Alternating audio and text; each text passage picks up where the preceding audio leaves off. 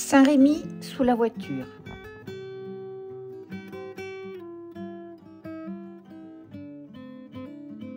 Pour cette nouvelle exposition, Saint-Rémy sous la voiture, Andreas Van Puck nous invite à découvrir un de ses thèmes favoris dédié à la voiture.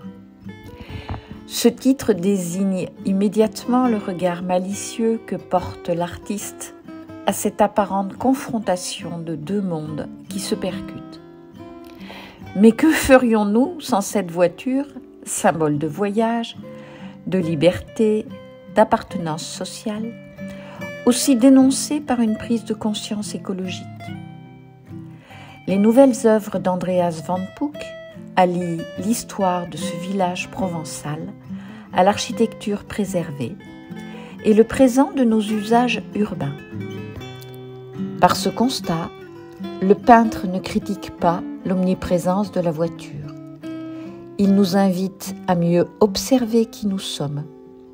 Il touche à notre sensibilité profonde et à notre responsabilité.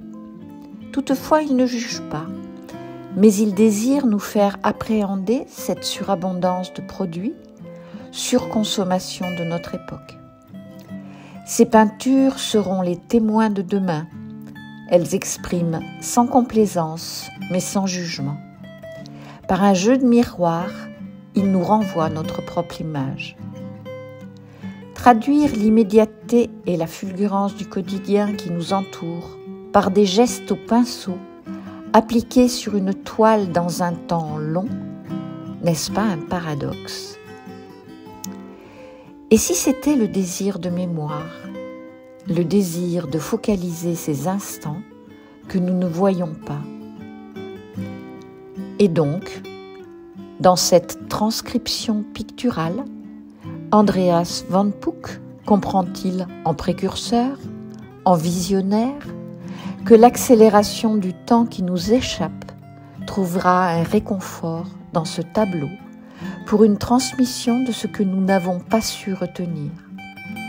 Sera-t-il alors le témoin de demain, d'un monde devenu le passé et la nostalgie de ce temps révolu? Saint-Rémy sous la voiture est à considérer comme un marqueur du temps par des constructions élaborées en courbes enveloppantes et des reflets lumineux. Ce que nous rejetons inconsciemment parce que cela n'est pas dans notre souhait d'une imagerie illusoire de pureté, d'innocence, de candeur, où l'humain n'est plus présent comme dans cet univers sans l'homme. Par des cadrages inattendus et des vibrations en reflets, Andreas Van Puck construit, lui, une harmonie ordonnée où tout se combine.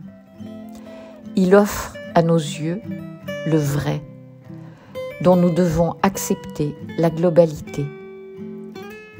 N'est-ce pas la dimension humaine dans sa totale générosité? Dominique Larcher a dit.